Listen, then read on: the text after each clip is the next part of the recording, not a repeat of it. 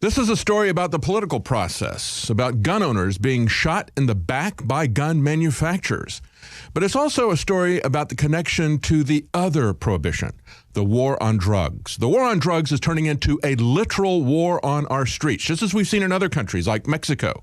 We are now having a literal war on the streets, but it is also tied to our foreign wars. We've talked many times about Afghanistan and the rapid increase in opium production there. And now it looks like there may be a connection not only to our past and current wars, but also to our future wars. It looks like there may be a connection with opium and our future war with North Korea that they're talking about. But let's take a look first at the war on our streets. Chicago logs its 200th homicide of the year.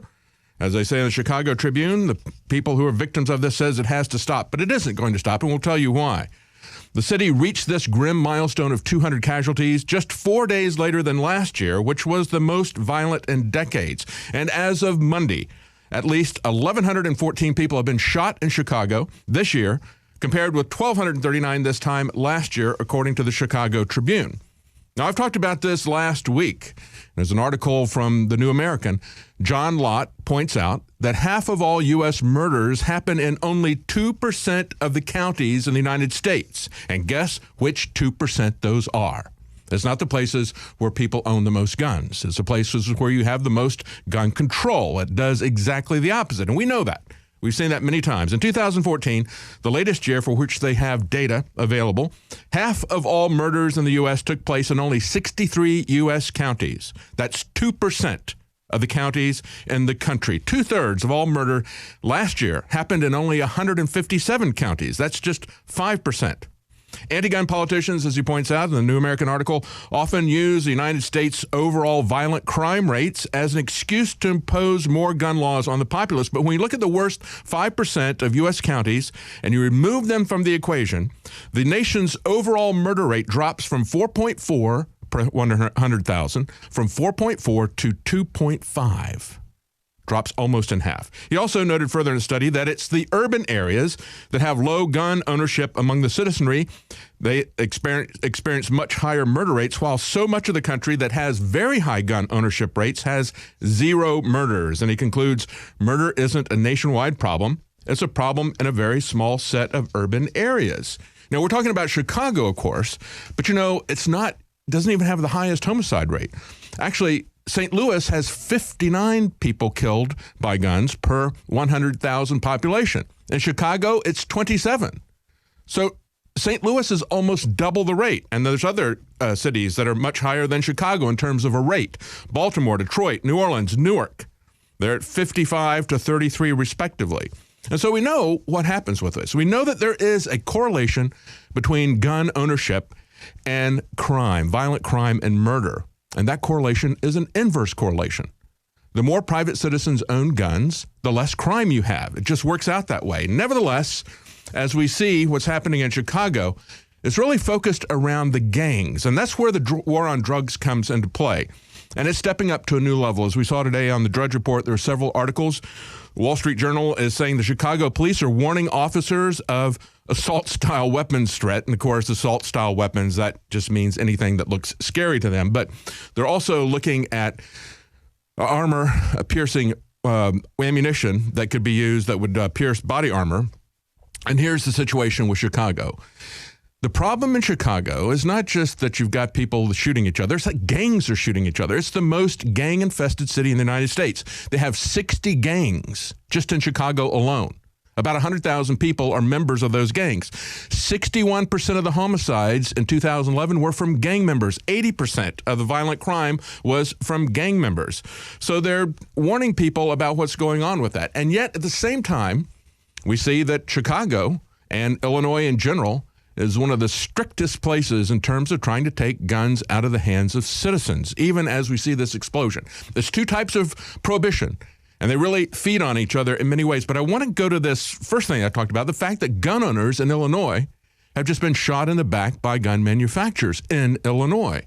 The gun community has been talking about this for a week. The fact that we have two gun manufacturers, Springfield Armory and Rock River Arms in Illinois, They trade their opposition to new restrictions on the trade of firearms so that they can get a carve-out for themselves. This is The Truth About Guns pointing this out. And, of course, this was the Illinois Senate at the end of April, passing by one vote margin the idea that they're going to mandate federal firearms licenses for everyone who sells more than 9 weapons in a year, except for the 2 manufacturers. And, of course, this is an effort to shut down gun shows. Now, what happened was there was a lobbyist for the Illinois Firearms Manufacturers Association. This guy's name is Jay Keller. He traded the group's opposition to the bill in exchange for a carve-out that removed them from the licensing requirement. So it removed those manufacturers from the licensing requirement. Well, guess who the Illinois firearms manufacturers are? It's just those 2 companies. Just those 2 companies. And what they said was they opposed it, and they went from opposing it to neutral. And then it passed by 1 vote in the Senate. So we'll have to see what happens with the rest of the legislation. But a lot of people got very upset about that. And so in response, you had Rock River Arms say, we are no longer part of the Illinois Firearms Manufacturers Association. So I looked this up to say, well, how many other manufacturers are there in this? Well, it turns out there's just 2. So they're one of the 2 organizations, Springfield Armory and Rock River Arms, created the Illinois Firearms Manufacturers Association to lobby people. Then they said, we had no idea this guy was paying off legislators to get us a carve-out, a special carve-out, so that we could throw the rest of you under the bus. And so we have now removed ourselves from this. And if you go back and you look at their filings here, you'll see if you go back to 2012, the public filing shows that we have 5 people involved: president, secretary, vice president, treasurer, and the executive director. The only person who got paid was the executive director. That's the lobbyist, Jay Keller. He was paid $50,000 a year that year.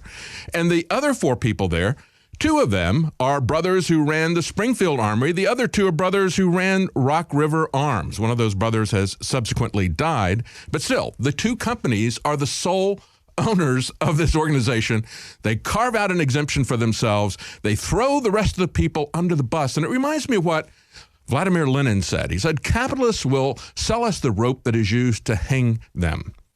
These people are basically hanging the gun owners who buy their products. It's absolutely amazing to me to see this happening. And yet they plead that they have no idea that this was being done in their name, and one of the 2 manufacturers has now come out of the Illinois Firearms Manufacturers Association.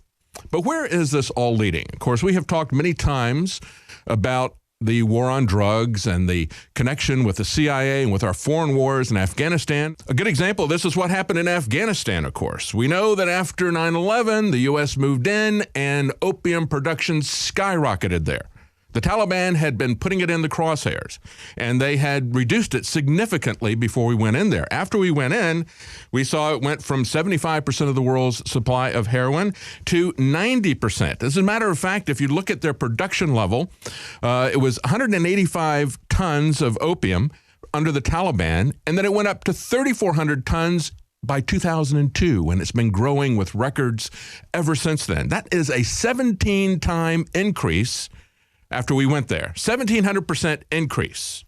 And now they make 90% of the world's opium. To give you an idea of how bad this is, of course, this is from Mint Press talking about this and talking about how perhaps this is why we might be looking at North Korea. But it's the conservative press as well. Judicial Watch is talking about $8.5 billion U.S. counter-narcotics effort in Afghanistan actually boosts opium production. They say this is a humiliating failure. No, it's precisely what they wanted to see happen. They say its opium production rose 43% to 4,800 tons. That's 4,800 tons now in the latest year, a 10% increase in 1 year alone. And we have spent $8.5 billion trying to control it. No, actually, we're trying to control it for the CIA. And the question is, will this happen in North Korea? North Korea is now starving for money. China, in response to pressure and sanctions, has stopped buying their coal. North Korea was producing opium. They have now stepped up their opium production. Is this something we're going to see the United States do? You understand the connection between taking our rights for our guns, taking our rights for our drugs, creating a war on our streets, and creating foreign wars? For the CIA, for the UN, for the globalists. For Infowars.com, I'm David Knight.